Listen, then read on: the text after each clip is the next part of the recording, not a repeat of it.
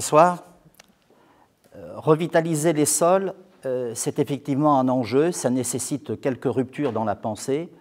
Revitaliser les sols, ce n'est pas quelque chose qui peut être accessoire pour l'humanité. C'est même quelque chose qui est absolument indispensable pour assurer sa survie.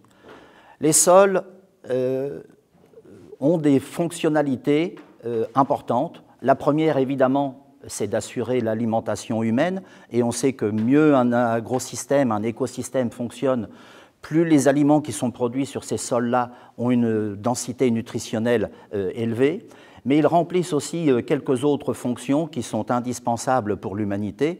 C'est la qualité de l'eau, puisque la plupart des volumes d'eau que nous consommons passent à travers le sol qui les filtre. Encore une fois, mieux un sol est revitalisé, plus il est habité par une microbiologie active, plus les eaux sont de qualité à la sortie, moins elles contiennent de nitrates également et de polluants. Il y a aussi un autre élément qui est indispensable, et c'est l'une des fonctionnalités qui est assurée par les sols, c'est directement et indirectement la qualité de l'air que nous respirons, y compris celui qui est dans cette salle. La qualité de l'air, c'est quoi? C'est d'abord sa teneur en oxygène. 21% d'oxygène, c'est dû uniquement à la vie. Ça a commencé avec quelques cyanobactéries. Ça a été relayé par les plantes vertes, et ce sont elles qui ont produit cette masse d'oxygène que nous respirons. Mais les sols ont aussi cette capacité à stocker le carbone, et c'est le plus gros puits de carbone que nous avons sur la planète. Et c'est évidemment sous cette optique-là que les sols ont réellement une importance capitale. Alors c'est la raison pour laquelle j'affirme que l'homme est vivant quand le sol est vivant. On a causé quelques ruptures, puisque c'est la thématique, quelques ruptures que nous sommes en train d'observer. La principale rupture, c'est justement l'augmentation des températures moyennes au niveau du monde. On sait que depuis les années 70-80, au milieu des années 70, on a observé une augmentation significative des températures moyennes. Pour moi, ça a été, je dirais, un déclencheur. J'étais à l'époque sur une exploitation agricole, celle de mon père. On a eu à connaître une sécheresse vraiment très sévère qu'on n'avait jamais connue jusqu'auparavant. C'était en 1976. Tous les agriculteurs encore en activité se souviennent parfaitement de cette grande sécheresse. On pensait que c'était un événement exceptionnel, et puis finalement, il s'est répété. On a eu plein d'épisodes depuis, 2003, 2006, etc. Et c'était d'autant plus surprenant que c'était en Normandie. Et la Normandie n'était pas habituée à connaître ni des sécheresses longues, ni des canicules. Mais il y avait aussi un autre événement qui, à ce moment-là, a éveillé complètement mon attention de jeune agriculteur. C'est qu'il y avait quelque chose qui ne collait pas avec les modèles qu'on nous avait proposés. Ce quelque chose qui ne collait pas, c'était le suivant. Nous avions, dans les 20 années précédentes, doublé notre production, triplé la production laitière, triplé le nombre de bêtes, et en même temps, on restituait encore plus de matériaux organiques, plus de fumier dans les sols, plus de résidus de chaume. Et il y avait un postulat qui était posé à la fois par l'enseignement et la recherche, c'est que plus on en restituerait, plus on retrouverait de carbone dans les sols.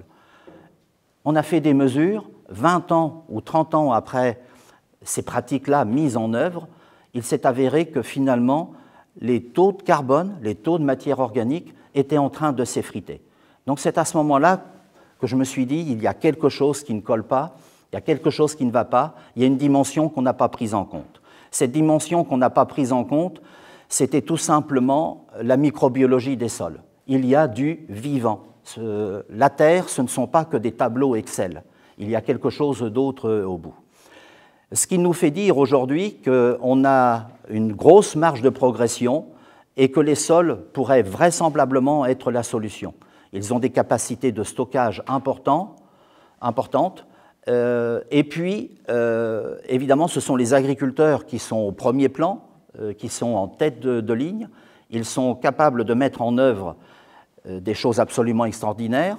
Les gens que vous voyez sur l'écran sont des gens avec lesquels je travaille en partenariat proche et ils mettent déjà en place des techniques, des approches complètement innovantes, durables et qui permettent de restocker du carbone.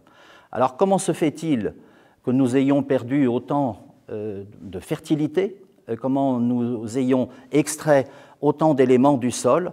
Eh bien, ça se fait tout simplement après une déforestation. Quand la forêt disparaît d'un écosystème, on travaille le sol, on met beaucoup de choses en cides, vous savez, des herbicides, des fongicides, des insecticides, qui ont tendance à mettre à mal la microbiologie des sols, et on a cette chute qui s'opère. Mais la bonne nouvelle dans tout cela, c'est que le processus est réversible. Et quand on commence à mettre en œuvre certaines techniques culturales et puis à utiliser des prébiotiques du sol, on observe un changement immédiat dans la microbiologie et à ce moment-là, on peut regagner les niveaux antérieurs, au moins en partie, sinon en totalité. Il y a déjà beaucoup d'agriculteurs qui mettent en œuvre ces pratiques. Ça consiste à réduire le travail du sol. Chaque fois qu'on le travaille, qu'on le laboure, on peut le mettre à mal. Ça consiste à mettre des couverts végétaux, à faire du semi-direct et à restaurer les fonctions essentielles qui sont affaiblies par la mise en culture.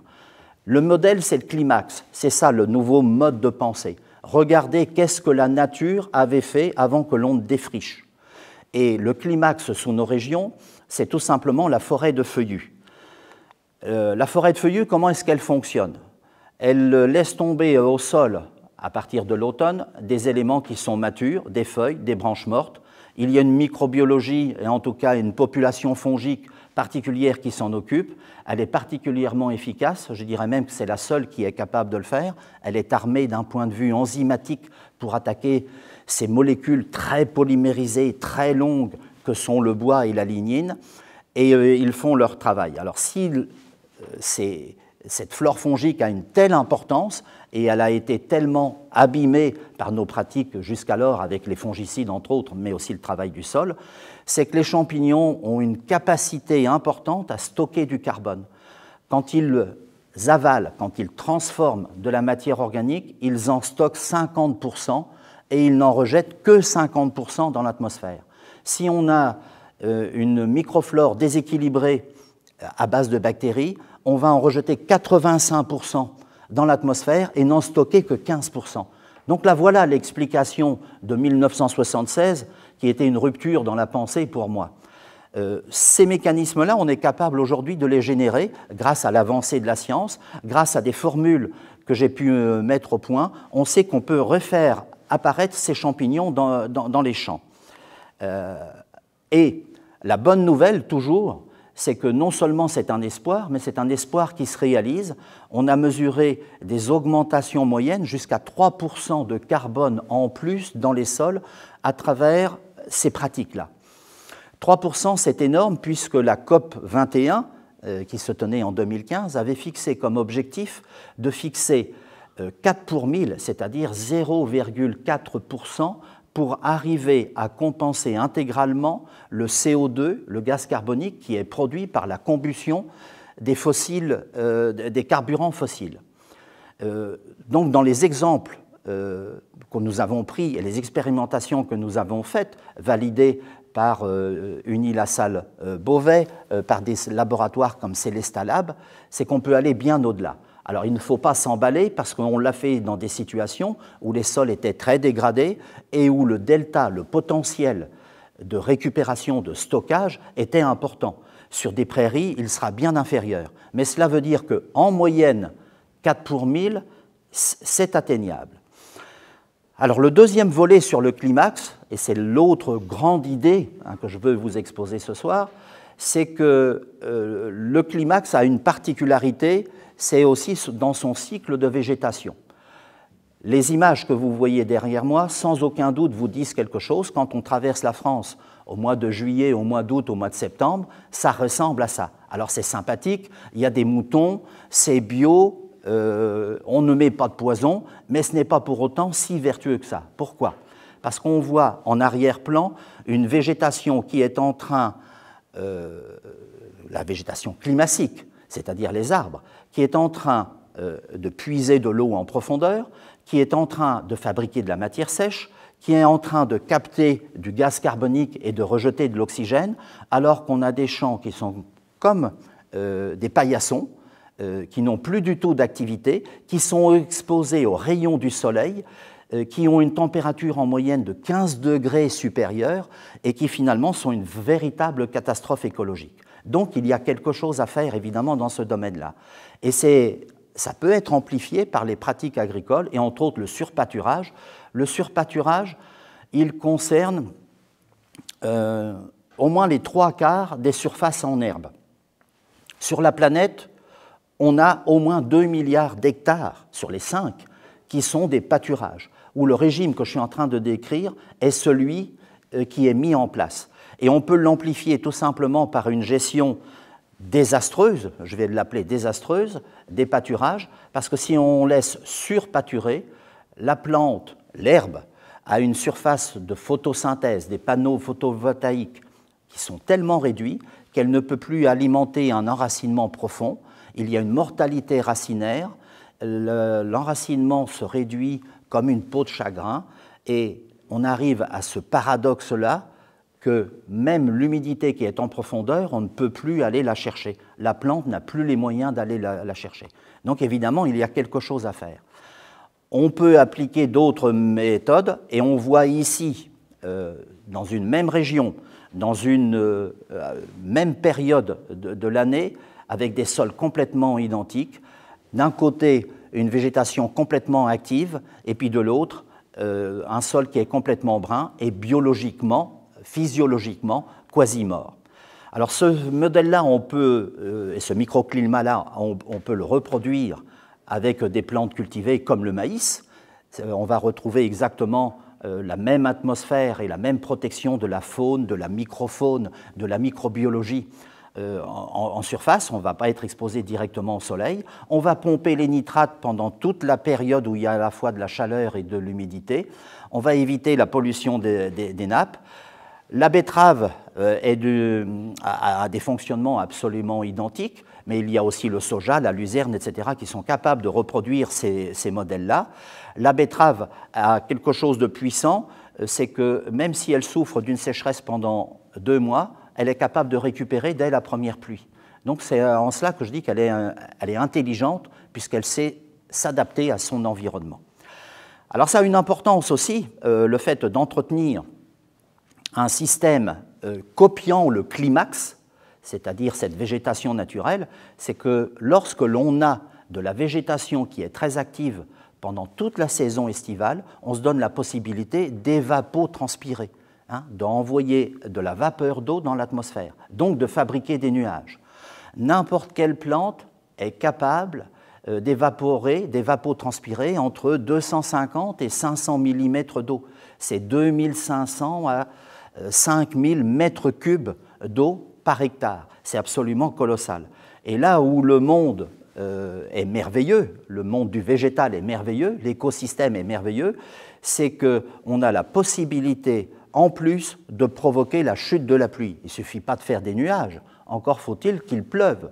Eh bien, la végétation a ce pouvoir-là parce que ses feuilles sont couvertes de milliards de bactéries qui, lors d'un coup de vent d'orage, va les emmener dans les couches atmosphériques qui contiennent l'humidité de l'air, et ces minuscules bactéries vont être alors des noyaux de nucléation autour desquels vont s'agréger les micro-gouttelettes, et quand la masse critique va être atteinte, eh ben c'est la pluie. Elles vont tomber, ces micro-gouttelettes, ça va tomber, c'est la pluie. Donc c'est un cycle évidemment qu'il vaut mieux entretenir. Donc chaque fois que vous voyez des champs complètement débarrassés de toute végétation active, dites-vous que même si ça répond à un cahier des charges, il y a quelque chose qui ne tourne pas rond et on n'est pas en train d'entretenir l'écosystème. Donc là, quand on a du maïs irrigué et qu'on va chercher simplement de l'eau à 20 ou 30 mètres de profondeur, ça peut être quelquefois vertueux parce qu'on est en train de se substituer en quelque sorte à l'écosystème tel qu'il était construit initialement. Quand on prive un écosystème de l'arbre, on l'empêche, cet écosystème, d'aller chercher de l'eau en profondeur. Et c'est une responsabilité morale de l'homme, par son défrichage, d'apporter cette aide à son agrosystème. C'est-à-dire qu'on a une obligation en tant qu'humain de compenser les fonctions qu'on a complètement réduites, voire complètement supprimées.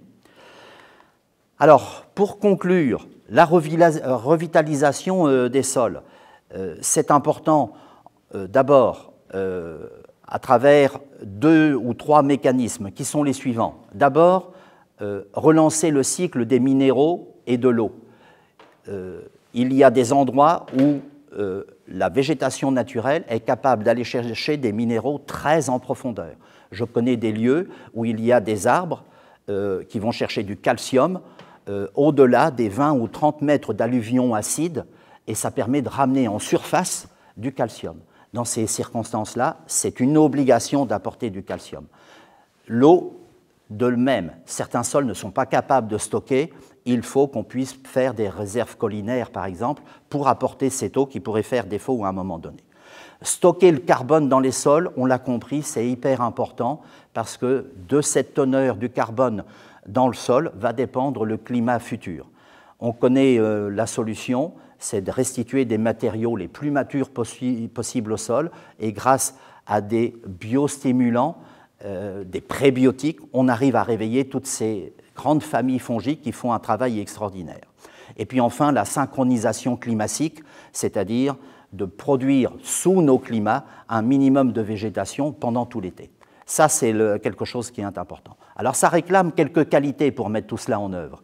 D'abord de la modestie, parce que l'homme n'est pas en haut de la pyramide du vivant, hein, il est bien dedans, il n'est pas tout en haut, il ne trône pas là. Ça, c'est une absolue certitude. Donc, il faut qu'il soit assez modeste pour aller voir qu'est-ce qui se passe dans les écosystèmes naturels. Ensuite, il faut de la générosité. De la générosité parce que tout ce qu'on met en œuvre a une incidence sur le tout, sur la planète entière. Et l'agriculteur qui a certaines pratiques sur son sol, on l'a vu sur le climat régional, mais aussi sur le climat mondial, il peut avoir des incidences très très fortes. Ça nécessite donc de se comporter, je vais dire, de manière responsable. Enfin, de l'optimisme, et pas de l'optimisme béat, de l'optimisme qui pousse à l'action. Et évidemment, on a tous quelque chose à faire dans ce domaine-là, y compris sur les sols, et ce sont les agriculteurs qui sont concernés, mais aussi vous tous dans la salle et ceux qui m'écoutent à travers les réseaux sociaux pour lancer évidemment les bons messages dans le public et dans l'inconscient collectif. Et puis enfin, et je vais dire un merci, mais pas en mon propre nom, simplement au nom des 8 milliards d'hommes, au nom du climat et au nom de la Terre, pour qu'on mette un tout petit peu certaines de ces idées-là en œuvre. Merci.